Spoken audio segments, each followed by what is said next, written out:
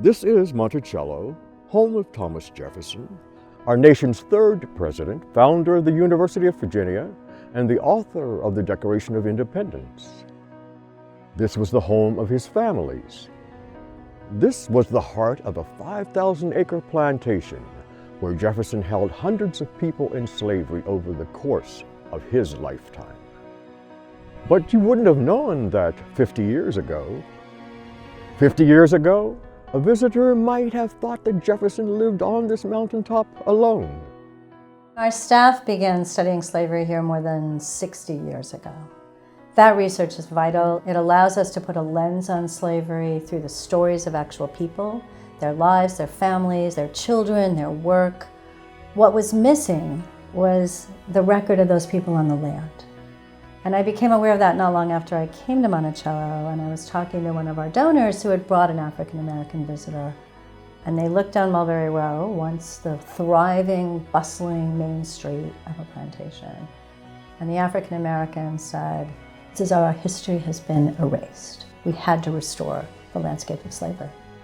Monticello began a multi-year project to reveal the mountaintop as those who lived here knew it and share their stories. We've been refining and stabilizing, protecting and preserving Monticello since the Thomas Jefferson Memorial Foundation was formed in 1923. The great thing about the Mountaintop Project is that it has given us the opportunity to bring vast numbers of people back to the mountaintop so that we have spaces and places where we can talk about the people who lived and worked there. It's one of the real powers of Monticello. So the restoration and interpretation of the upper floors allows us to tell other stories, especially the story of Jefferson's daughter, Martha Jefferson Randolph. Behind me is the 1770 South Pavilion, one of the earliest buildings on the mountaintop and one of Jefferson's first buildings that he designs and constructs for himself. Visitors will be able to walk into the building and learn about his wife, Martha, and their life together at Monticello. If a visitor had come to Mulberry Row 20 years ago, they would not have seen this building behind me, and it would have been much harder to see and experience where enslaved people would have lived and worked and raised their families. What has been really satisfying is be able to bring these spaces back, to take out the modern bathrooms from 1968 and return these slave quarters and the dairy and the cook's room, as well as the earlier kitchen in the South Pavilion cellar, to return them as they would have been in Jefferson's time. It's been incredibly satisfying to see that transformation happen. The latest chapter in Monticello's restoration was jump-started by a $20 million lead gift from one of our nation's great patriotic philanthropists, David M. Rubenstein.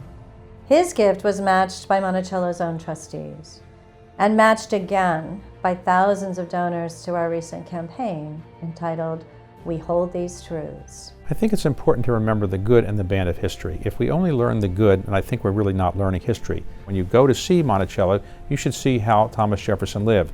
You should see that slaves were there and understand it, and then talk about it.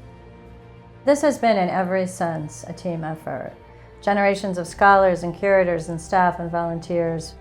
Hundreds of descendants have shared their family stories, forever shaping our interpretation of life and work on this mountain. We are profoundly grateful to everyone who's brought us to this point, but especially the Getting Word descendants. Thank you. It's so moving to be in these spaces where I know my great-great-great-grandfather prepared meals for my 5 times great-grandfather and his family, because my ancestors worked here as enslaved people, and my ancestor was Thomas Jefferson. And so it's complicated. They're complicated feelings I have when I'm in this space, but they're also feelings of comfort because it feels like home. At Monticello, we hold 2 ideas in tension, really. The idea of life, liberty, and the pursuit of happiness, and Jefferson as one of the architects of those ideals, but a nation conceived in liberty also in the midst of slavery.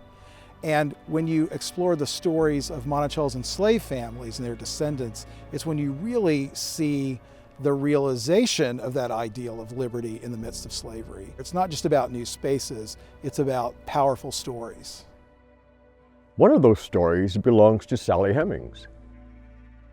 Obviously, people are very interested in this story, and I just think it represents a different, well, it does represent a different chapter in public history at Monticello. Because it's not, I have a feeling it's not just going to be about her. It will have a ripple effect on the way people think about slavery on the mountain overall, and that's actually very exciting. The people coming to these spaces are thinking about it when they walk in.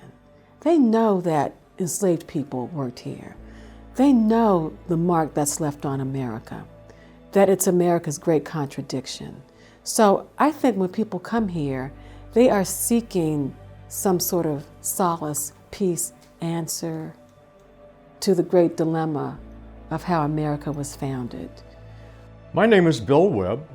My ancestor Brown Colbert was one of more than 600 people owned by Thomas Jefferson. Today, I'm a part of a community of descendants who have shaped Monticello's interpretation by sharing our family histories.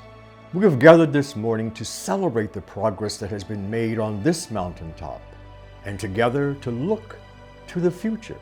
This place, in all of its beauty and pain and complexity, has more to say to us about who we are as Americans and who we can aspire to be.